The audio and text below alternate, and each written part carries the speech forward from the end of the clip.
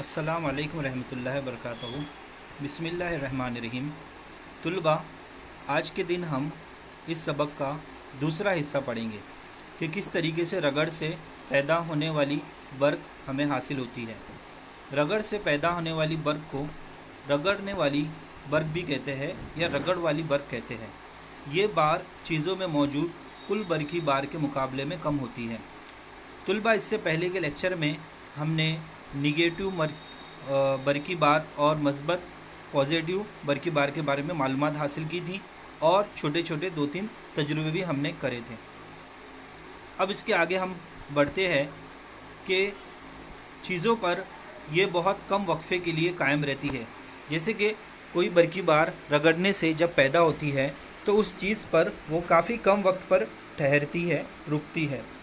बर्की सुकूनी मरतूब और गीली हवा में ख़त्म हो जाती है, इसलिए इस तजुर्बात ख़ास तौर से सरमा के दौरान खुश्क हवा में ही कर सकते हैं। ये जो तजुर्बे थे, जिस तरीके से हमने कागज़ के कुछ टुकड़े लिए और उसको हमने ज़मीन पे रखा और जो स्केल होती है उसको हमने सर पे रगड़ा था, तो वो देखो जो सूखे बाल थे तो उसी की वजह से क्या हो गया, इस पर एक बर्की बार पैदा हुआ और फिर वो कागज़ को अट्रैक्ट करने लगा। इसी सिल्क के कपड़े के बारे में भी हमने मालूमात हासिल करी थी। अब इसके आगे हम बढ़ते हैं। अब एक और तजुर्बा करेंगे। इसमें ज़रूरी अशिया क्या क्या है। चंद स्ट्रॉ लेना है, ऊनी कपड़ा लेना है। ऊनी कपड़ा जिससे मोज़े वगैरह बनते हैं ना, वो ऊनी कपड़ा होता है। अभी तो ठंडी का मौसम है तो ऊनी कपड़े से स्वेटर वगैरह भी बुना जाता है। और कांच की एक तश्तरी हमको हासिल करना है। अमल क्या करना है, तश्तरी पर एक स्ट्रॉ रखिए, इसके करीब दूसरा स्ट्रॉ लेकर जाइए, मुशाहिदा कीजिए कि क्या होता है। तश्तरी पर स्ट्रॉ वैसे ही रखते हुए दूसरे स्ट्रॉ ऊनी कपड़े से रगड़कर तश्तरी के स्ट्रॉ के करीब लाइए, मुशाहिदा कीजिए कि क्या होता है। जिस तरीके से आपको इसके अंदर स्ट्रॉ में जो तब्दीली वाक़ई होगी वो आप घर पे भी देख सकते हैं। इसे हम इस तरीके से करेंगे। आगे हम बढ़ते हैं।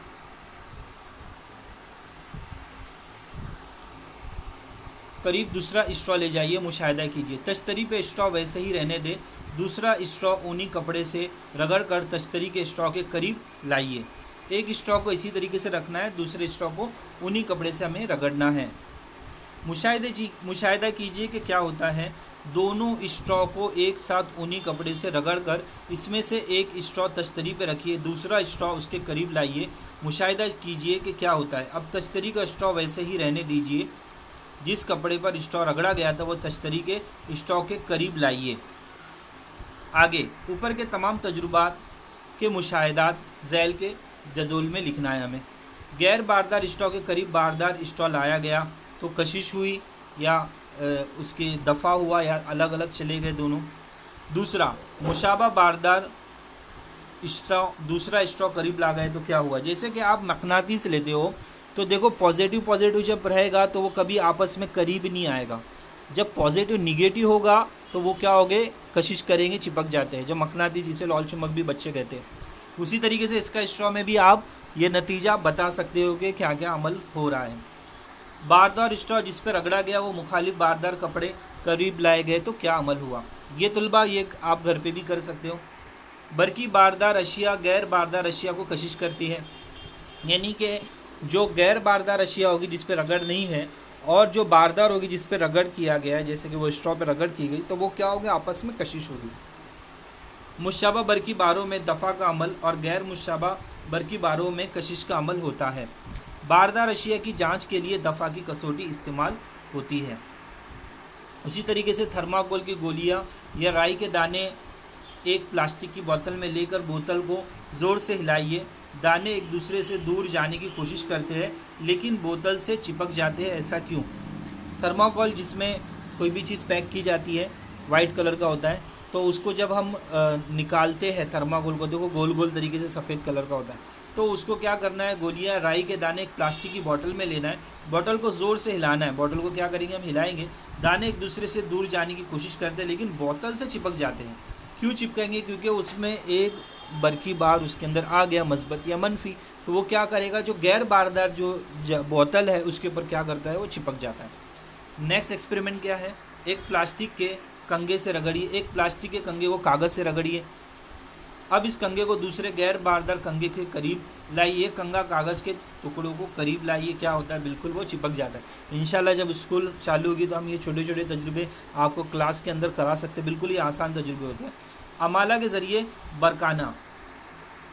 कंघा अपने बालों पर रगड़िए। तस्वीर में दिखाए हुए तरीके से कंघा नल के बारीक पतले धार के करीब ले जाइए। आपने क्या देखा, आप कंघा पानी के धार से दूर ले जाइए और मुशाहिदा कीजिए।